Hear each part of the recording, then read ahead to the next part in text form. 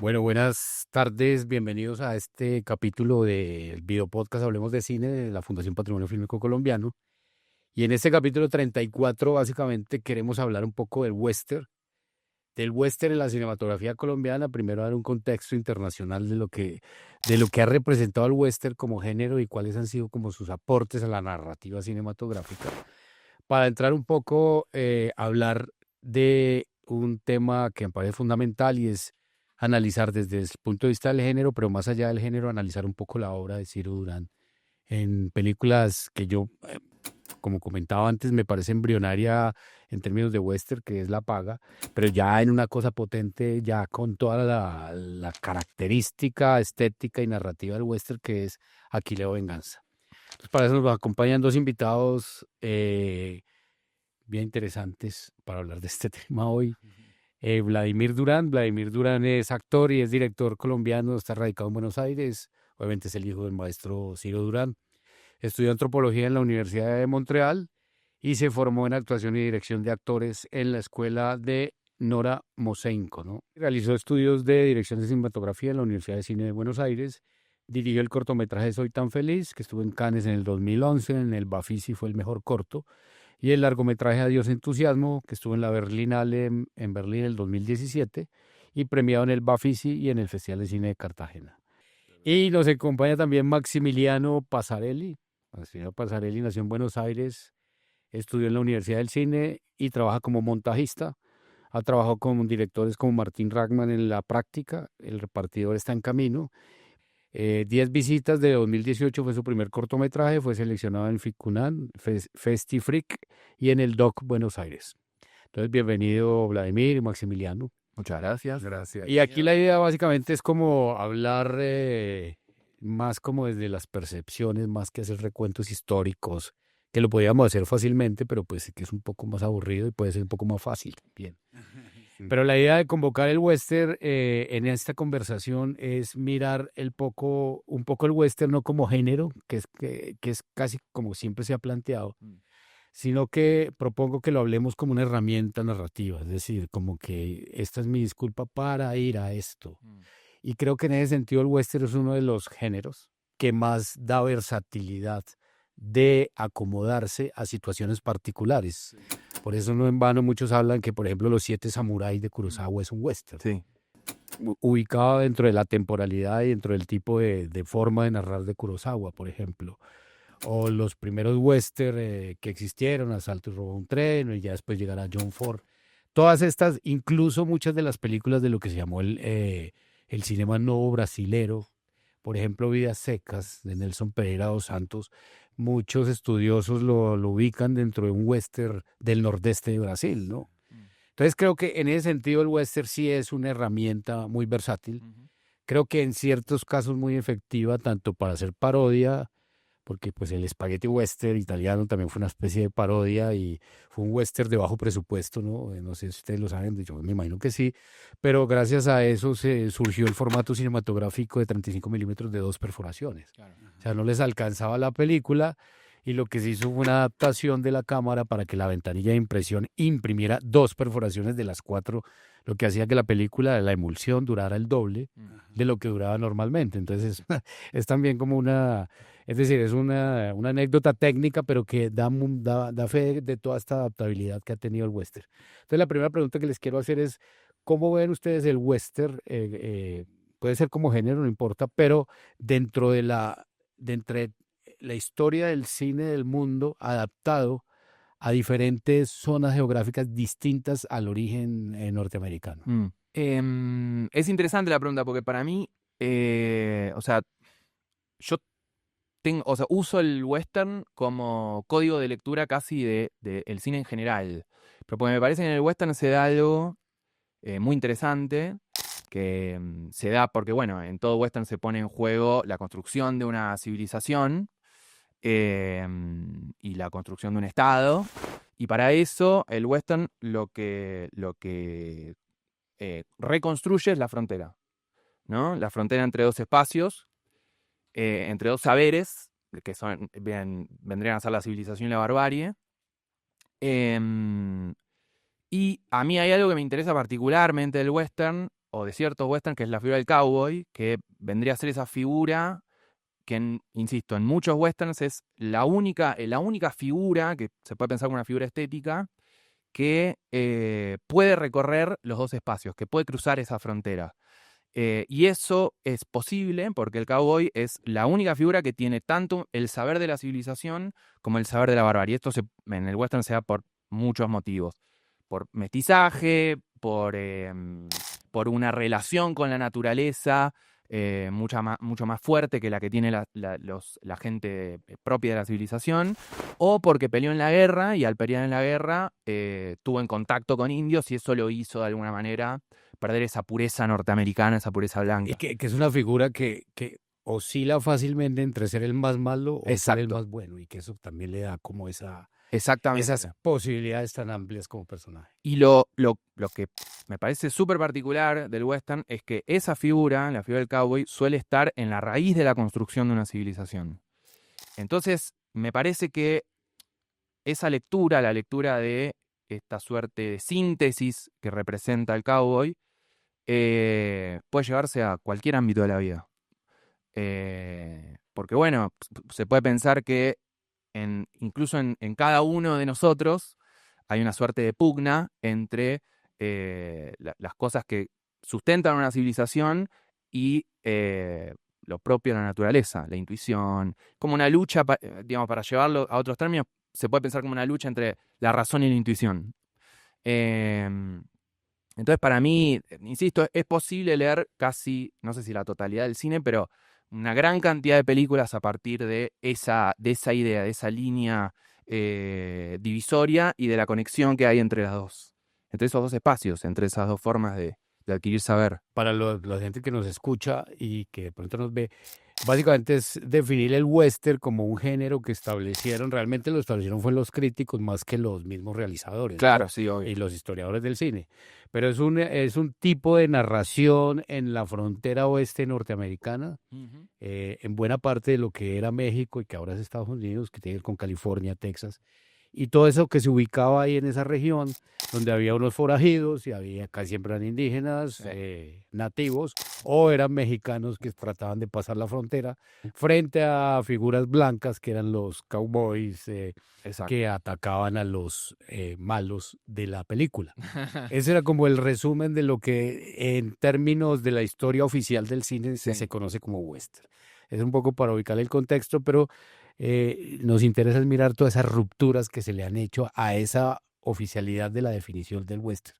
Y ahí sí quiero escucharte, Vladimir. No, me parecía muy interesante oír a Maxi, y también lo que vos decías, como que lo que lo hace interesante y lo hace tan maleable al género western. Ayer teníamos una pre-charla y terminamos una discusión fervorosa y muy productiva, muy reproducible, o por lo menos sobre qué es el western, sobre qué tanta blanquitud o qué tanta representación de ese fenómeno civilizatorio es el cowboy, o si está en el margen o no, o si al revés, representa dentro de este margen de lo civilizatorio como una figura, un outsider, y en realidad todas las posiciones, y eso lo permite también el western, y sobre todo la gran variedad y la gran adaptación que ha tenido eso, que es muy difícil definirlo, incluso para definir el western canónico, lo que es el canon del western es muy difícil. Uno diría, claro, al ser un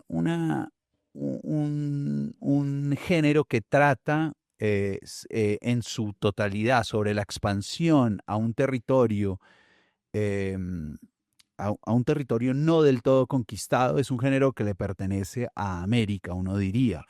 Pero entonces, ¿cómo va a ser un western una película hecha en Japón, que es uno de los lugares habitados y civilizados desde hace más milenios en el mundo?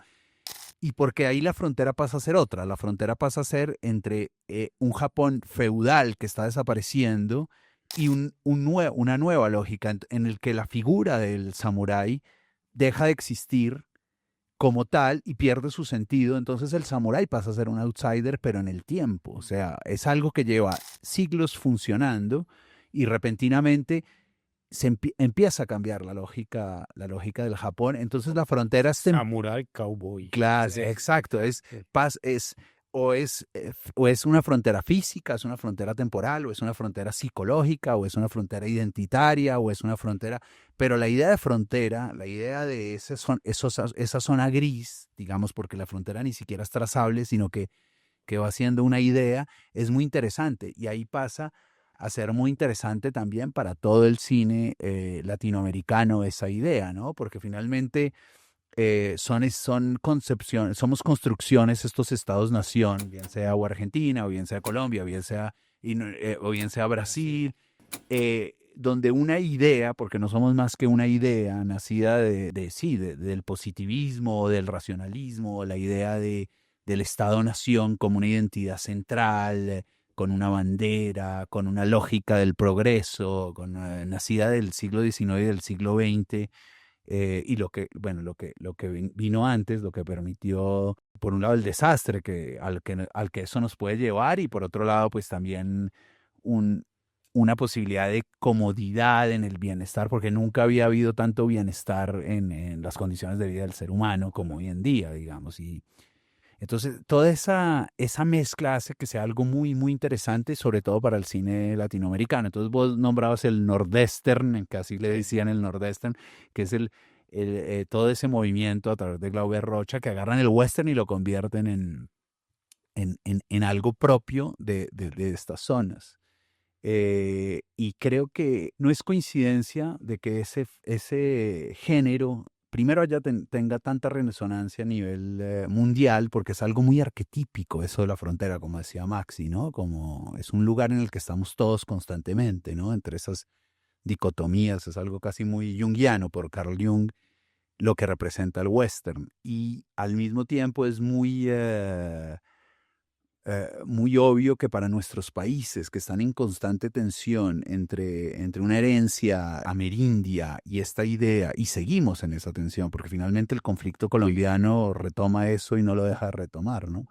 Bueno, así recordando un poco, haciendo un poco de historia antes de entrarnos ya a la cinematografía colombiana y a ciertas películas en particular, Maximiliano, ¿de pronto recuerdas o tienes algún referente de película sobre la cual digas, aquí están como los elementos de lo que yo considero que el western aporta a una narración, que tiene como toda esa maleabilidad de los personajes, de los espacios, que además tiene unos espacios muy identificables? Yo creo que en el western una de las características es que los espacios siempre son identificables y repetibles, ¿no? Entonces está la cantina, el bar, el banco, la calle, etcétera.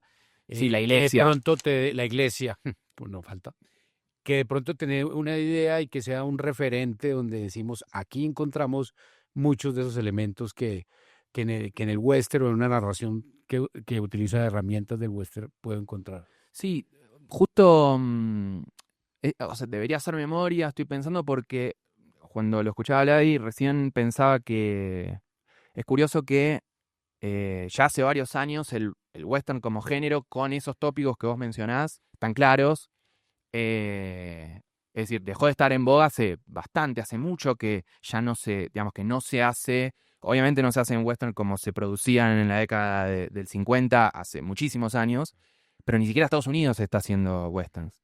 Creo que hay algo de la falta de producción de westerns en la contemporaneidad, que creo que tiene que ver con que es muy difícil no ejercer un discurso político extremo cada vez que uno hace un western, ¿no? Porque los tópicos son tan políticos Y tan extremos también. y tan extremos que uno termina, a veces sin querer, pronunciando un discurso, insisto, sobre que justifica la existencia de una nación, es un montón, ¿no? Y de pronto ubicado en el lado que no es. Exactamente. Que se quería pronunciar. Es que, sí. bueno, para mí el western lo que tiene de genial es que es muy peligroso. Porque tampoco creo que la lectura que se haga sobre las películas en particular, recién también, perdón, hablábamos de esta lectura canónica, que como bien decís, es una creación más crítica que cinematográfica. Yo desconfío un poco de esa construcción, la veo como una construcción clara, porque si uno va película a película, para mí no es tan claro que el discurso general del western sea ese, sea el de una defensa blanca, sea de una pronunciación hacia la blanquitud como un valor. Para mí lo que sucede con el western en general es eso, que no es tan claro que el discurso del western canónico sea racista, sea... y esto justamente tiene que ver con que tiene tanto contenido político, tanta disponibilidad para generar discursos políticos, que a veces esos se cruzan. Lo canónico igual, digamos, sea lo que eso quiera decir,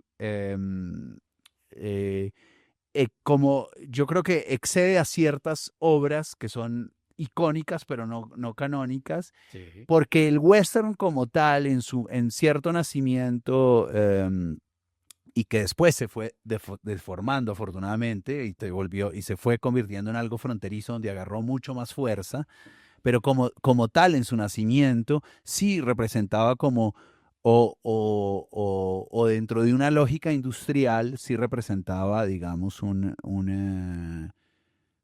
la idea de lograr que imperara una idea de Estado-nación, el nacimiento de una nación. Es como una épica sobre el nacimiento de una nación, y normalmente ya el concepto de nación viene en contra de esas otras naciones o esas otras, ¿cómo se llama Bolivia? Esa plurinacional esa cosa plurinacional que existía, digamos, en América, en donde estos estados-naciones pasan a imponer su lógica positivista, em, y el género del western sirvió de vehículo para eso, después volviéndose también una cosa mucho más maleable y una cosa en donde quien iba como punta de lanza era también una cosa mucho más outsider, mucho más mestiza. Pero si uno se pone a ver digamos, justo ayer leía un paper de la Universidad de Georgia sobre la composición de la figura del cowboy digamos, en 100 western, 200 western, digamos, más recordados. No me acuerdo cómo era la medición que hacía, y era como había un 98% de blanquitud o de WASP, de lo Sí, que sí, llaman sí, los WASP. americanos los WASP, que es muy diferente a lo que en Colombia llamaríamos blanco. Creo que casi el 99% de los actores eran WASP, de la figura del cowboy, que históricamente y demográficamente, si se puede asociar a algo que existió, fue completamente mestizo.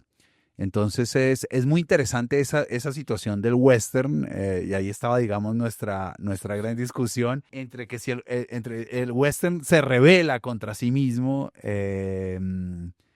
y dónde están esos valores puestos en duda. Es que son valores que no se sostienen ante la realidad de los territorios como Estados Unidos en el siglo XIX o como cualquier territorio. Sí, es que casi que los territorios van deshaciendo los valores o los van cambiando, los van maleando, Claro. que es como una de las características que hay. El western tiene algo súper interesante, que es que tiene una variedad de plots muy fuerte, pero a la vez identificable. No me acuerdo qué autor, creo que un autor británico que hacía un catálogo de plots existentes en el western. Entonces está el western de caballería, Claro. el western del progreso, el western del forajido, sí, Sí, western de la guerra civil. civil, western y son plots como muy catalogables Claro, también. claro. Bueno, vamos a entrar un poco a la cinematografía colombiana. Eh, no, dentro de una investigación que se ha hecho, pues yo trabajo en una entidad de archivo que tiene como un recorrido sobre todo el cine nacional, y pues hemos detectado que realmente La Paga es un embrión del western hecho en Colombia, ¿no? Eh, Hay algunas películas que van a venir después, antes de centrarnos en Aquilo Venganza, que quiero que hablemos un poco de esa película, pero pues está películas como Canaguaro, por ejemplo, que es una película que tiene toda esa estructura. Hay una película documental que tiene, creo que, elementos del western, incluso creo que los directores no se dieron cuenta, pero uno al verla después sí ve hay muchos elementos, que es una película que se llama Nuestra Voz, de Memoria, Tierra y Futuro, de Marta Rodríguez y Jorge Silva, Sí. que tiene unos elementos del personaje western ahí, y eso que es una película documental y tiene una estructura pues muy claramente documental. Y películas pues más adelante que vendrían como Tiempo de Morir, que es una que tiene toda la estructura del western así Que planteada. además está basada en Ripstein, ¿no?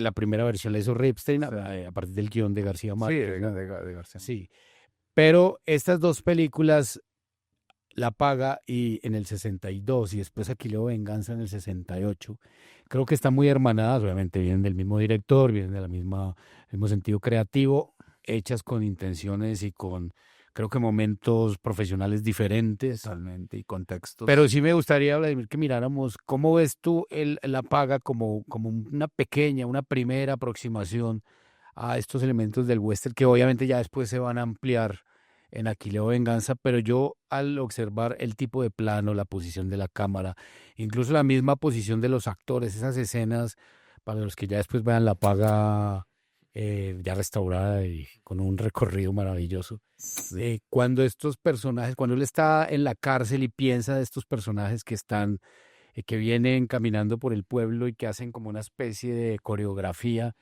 tiene muchos elementos westerianos, pues desde el punto de vista cinematográfico, que ya después en el caso de Aquileo Venganza, obviamente sin compararlas, se desarrollan muy bien y que ya están claramente, porque es que Aquileo Venganza yo creo que ya dentro de la cinematografía colombiana le da una madurez al manejo del encuadre, al manejo del plano, al sentido del plano en relación con lo que está narrando, como no se había visto en otras películas anteriores. Entonces me gustaría que empezáramos por ahí. ¿Cómo ves tú? Ahora que has visto tanto La Paga nuevamente después de esa maravillosa recuperación Claro. que le pudimos hacer, ¿cómo ves este tema? Bueno, a mí me parece súper interesante esto, y a ver, voy a tratar de serlo más, me excuso de antemano si me extiendo me voy muy a la deriva con lo que pienso. Yo nunca había pensado La Paga como un western y creo que mi padre tampoco la nombró. Mi padre, pero hay algo de la vida de mi padre, el contexto de crianza y de nacimiento de mi padre, que tiene todo el fenómeno del western. Porque mi padre nace en Convención Norte Santander, que es la frontera civilizatoria, pongo unas comillas enormes, tanto en audio como visualmente, del Catatumbo, que hoy, incluso hoy en día, es que casi no ha cambiado, digamos, ese concepto. Viene de un padre dentista, un padre de una familia campesina, colona, blanca, si bien el mestizaje era enorme, pero él se mueve siendo incluso no dentista de formación, sino un técnico que manejaba las máquinas en estos pueblos, que estos pueblos además iban armándose a través de estaciones petroleras, donde habían incluso extranjeros, en zonas muy apartadas de Colombia y aún más en ese momento. Que además tiene unas geografías muy westerianas también, ¿no? Bueno, varía, que eso en La Paga se ve. En cambio, en Aquileo sí va a buscar el cliché que también se encuentra en Colombia, pero el cliché del western. En Aquileo es algo mucho más parecido, en La Paga es algo mucho más parecido donde él se crió, porque lo filma en Venezuela, pero en la frontera con Colombia. Y él vivía, pues, Convención, si bien es un recorrido largo, está a pocos kilómetros pues el Catatumbo está conectado con el Zulia a través del río Catatumbo, termina en el lago de Maracaibo, ¿no?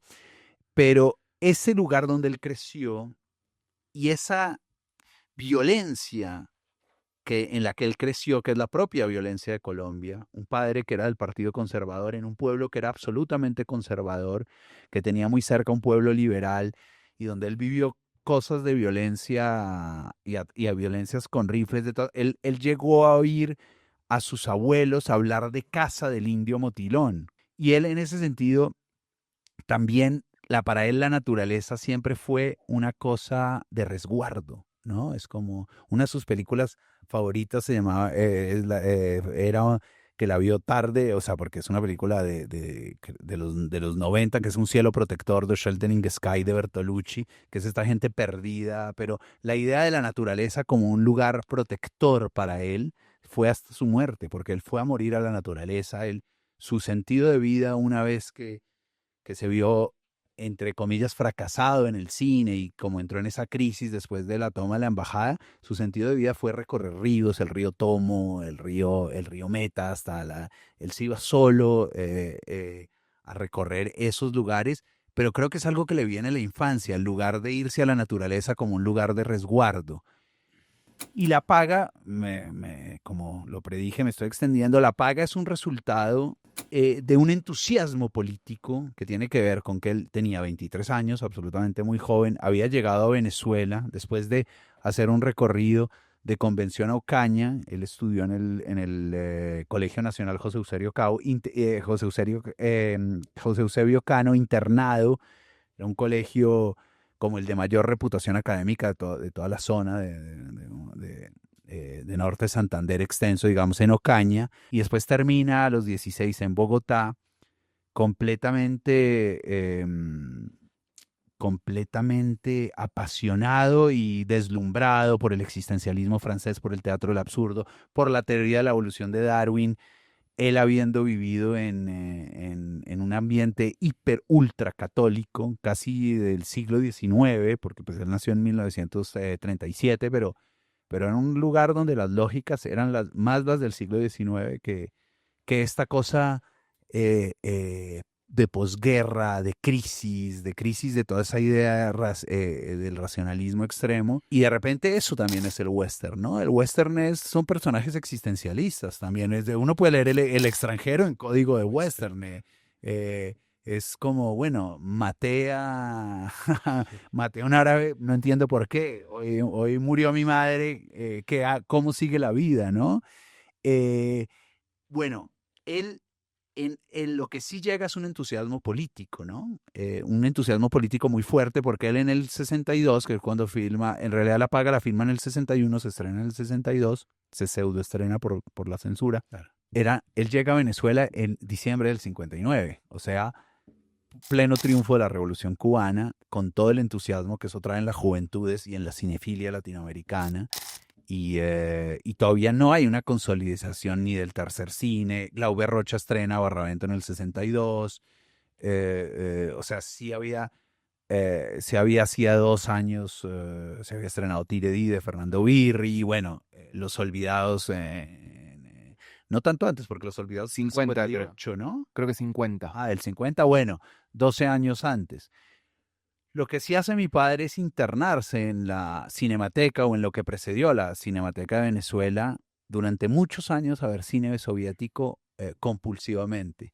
Yo decía que la naturaleza fue un resguardo emocional con él, pero las salas de cine también. Y en Ocaña era así, él se escapaba para ir a ver cine mexicano, que justo Iván en la charla del otro día hablaba del lugar emocional, de la educación emocional, que eso para mí es lo más clave, la educación emocional, tanto en el cine como en la vida y en el arte, que representaban las películas mexicanas, Pelmex, en esa zona del Santander, del Gran Santander, de los Santanderes, digamos. Y mi padre hace esto retomando algo de su geografía emocional de infancia y habiendo visto la explotación y muy consciente del gran problema de la tenencia de la tierra en Colombia, y hace una película colombiana en Venezuela que de todas maneras aplicaba totalmente a la lógica a Venezuela, y eso hace que sea el campesino como un tipo excluido de este universo de progreso, de capital que representa el pueblo en La Paga, a través además de personajes muy arquetipizados, ¿no? El comerciante de pueblo, el cura que no lo muestra, pero el médico, el político, el médico que es mercantilista totalmente, el farmacéutico que es mercantilista totalmente, y es una persona que no tiene dinero y entonces que va y recurre al alcohol para escaparse de eso, ¿no? Eso es lo que hace, es un tipo de explotación, pero a la vez que a mí eso me parece muy interesante en La Paga, que muestra, digamos, la misma violencia que ejerce en su ámbito doméstico, digamos, es el héroe, el campesino explotado también es un reproductor de eso con su propia mujer, digamos, sobre todo con la mujer, sobre la que él ejerce violencia, porque la mujer le trae una verdad, ¿no? Es como, no está logrando usted revolucionarse, usted está totalmente adaptado a esto, no trae nada, no. Y él ejerce violencia, ¿no? Y yo siento que son cosas que mi padre vivió en su infancia. Y lo que termina siendo muy interesante en La Paga, y a la vez muy triste, es que la revolución que logra este campesino, que se revoluciona como puede, bajo el efecto del alcohol, contra el poder local, termina en la cárcel, y termina en la cárcel golpeado, con un hilo de sangre corriéndole, con un barrote en la mitad. Pero el único duelo que él gana, la única justicia, pensando en términos de western, que logra es en su imaginación. Y esos duelos son totalmente en su imaginación. Y ahí yo siento, y algo de eso él me nombró, que viene también una influencia del neorrealismo italiano naciente. Sobre todo hay un mundo ahí felinesco, que Fellini todavía no ha hecho 8 y medio, que es el sumum de esta cosa, esta realidad psíquica, la realidad psíquica deformando la realidad cinematográfica. Aquileo es algo muy, muy distinto, porque Aquileo es un encargo. Esto es una película que él hace, que él produce en cooperativa. Mi padre fue el impulsor y fundador de la Unión Sindical en Venezuela, del sector cinematográfico. Era el presidente del Sindicato Único y fundador también del Sindicato Único de la Industria Cinematográfica en Venezuela en los 60, que hizo que se organizaran ante la ola de producciones francesas que venían a filmar a Venezuela, también, bueno, vino Gainsbourg a Colombia, filmó en Cartagena, toda esa situación, pero él lideró una organización de los técnicos venezolanos, que después replicó en Colombia con Copelco y con muchas cosas. Ahí me desvío. Pero Aquileo Venganza es un encargo de empresas de publicidad que querían hacer un western comercial, un western dentro del canon comercial, una representación de eso, y él hace esto, cobra un salario, viene a Colombia, filma en Villa de Leyva, primera película filmada en Villa de Leyva, recrea ciertos cánones, ciertos arquetipos del western de manera comercial, logra meterle el gran problema de la tenencia de la tierra en Colombia, que para él, y bueno, es Orlando Falsborda, el sociólogo, todo lo que atraviesa el conflicto en Colombia es la tenencia de la tierra, y él logra meterle eso. Entonces es una película que empieza siendo sobre el despojo de tierra y termina siendo una persecución más en el sentido de un cine western de acción, incluso te diría que más básico. Finalmente, Aquileo Venganza termina siendo una película muy comercial, de manera muy exitosa. Creo que metió 800,000 espectadores, ganó el premio al público en Cartagena. Además, yo creo que es una película que las herramientas narrativas escogidas están también envueltas en la apariencia de que es algo fácil y que es algo digerible, que lo convierte en una película completamente política, pero de una sutileza y efectividad que creo que no se ha visto todavía en una película colombiana, incluso desde ese periodo hasta ahora. Es decir, que para mí, independiente de todo ese contexto que no todo el mundo lo tiene y de que la película fue por encargo y esto, yo sí siento, y por las 153 veces que la vi, Claro. plano a plano, que sí hay una efectividad y hay un sentido político ahí muy bien pensado. Es decir, mejor dicho, es una resolución muy inteligente utilizando unas herramientas cinematográficas aparentando cierta banalidad. Claro. Y eso me parece que es impresionante de Aquileo Venganza. Sí, para mí ese inicio con el alcalde y terrateniente diciéndole al malo, que además es el nacimiento actoral de Carlos Muñoz, que hace de Luzbel el malo, que además es la figura del paramilitar, la figura del chulavita, la figura del bandido a sueldo para el poderoso, y es ese plano del alcalde mostrándole parcela a parcela cuáles son las parcelas que él necesita para expandir sus cultivos, diciendo, bueno, negócielas o consígamelas como pueda. Y hay un momento en que él, que se va haciendo amigo de esos campesinos a los que en su mayoría va a terminar matando, como le dice, véndame la tierra. Y el tipo le dice, no puedo. Mi familia está arraigada a esta tierra como las raíces de ese árbol muestran un árbol desde hace generaciones. No se la puedo vender ni por todo el oro del mundo. No, mi vida perdería sentido. Bueno, entonces después genera ataques genera ataques por su propio ejército. Y es una historia de la violencia política en Colombia. La película además está enmarcada en la Guerra de los 1000 días, filmada en el 68, pero sucede creo que postguerra Los Mil Días, porque además tiene un texto muy hermoso, muy clásico del western, días de la ley del más fuerte, días de ese lugar. Incluso estéticamente sale muy parecido a ciertos western que tienen ese scroll del texto que va subiendo. Claro, y yo esto lo que decía es de esta réplica, porque por ejemplo, hace poco Pedro Adrián, a propósito del estreno de Adiós al Amigo, traía ciertas críticas de la época, aquí leo Venganza, traía ciertas críticas, por ejemplo, de un gran amigo y un gran crítico colombiano, Hernán Martínez, sobre una crítica a la película sobre la época que, digamos, ni siquiera, yo creo que es posterior porque Sí. ya habla de Glauber Rocha, o sea, no puede ser...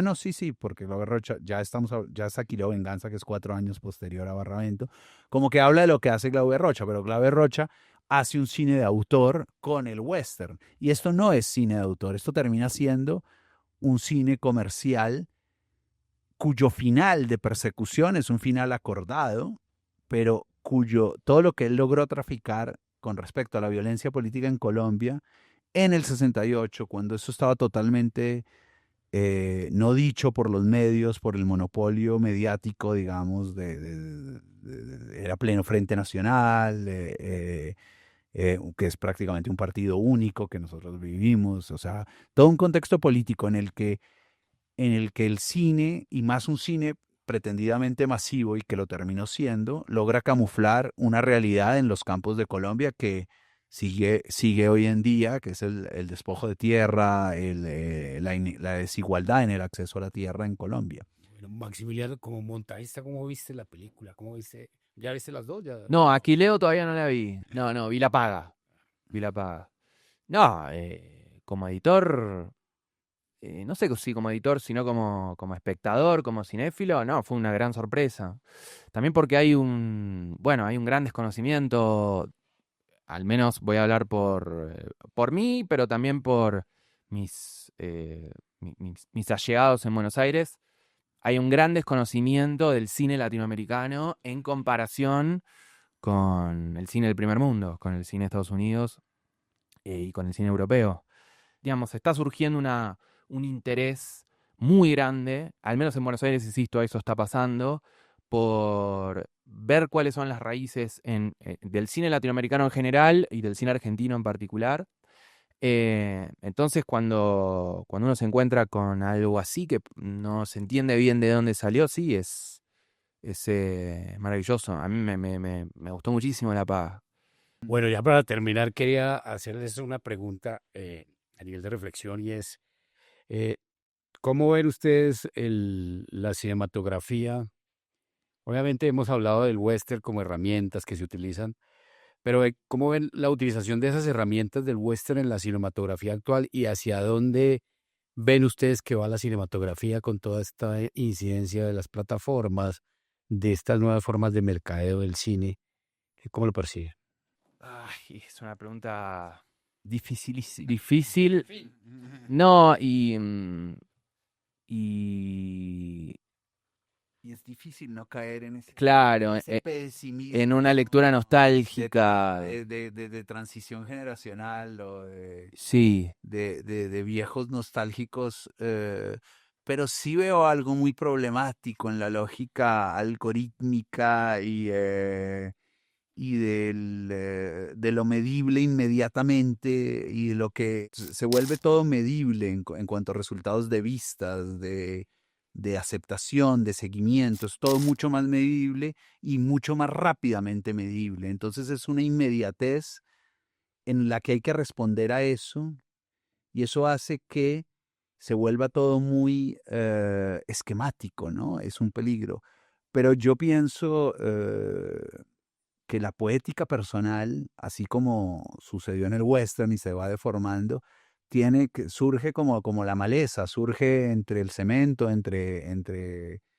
y donde haya alguna expresión artística, por más formateada, industrial que sea, Ahí se filtra. tiene que Claro. filtrarse una poética personal y también desde la parte más política o más organizativa socialmente, como que sigamos todas las personas como peleando porque se siga sosteniendo la inversión pública que permita la variación de voces y no quede todo en manos de privados que tienen que si bien pueden impulsar algo muy interesante y yo no vengo acá con un discurso de anulación de la iniciativa privada o de la existencia de Netflix o de cierta cosa del cine comercial, porque pues el cine comercial ha producido gran cine históricamente, pero sí de que no se anulen las voces, no solamente de los territorios, algo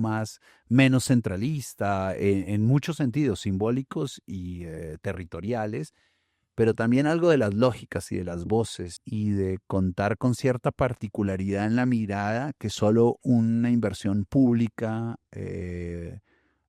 y también la iniciativa personal de los autores lo puede hacer.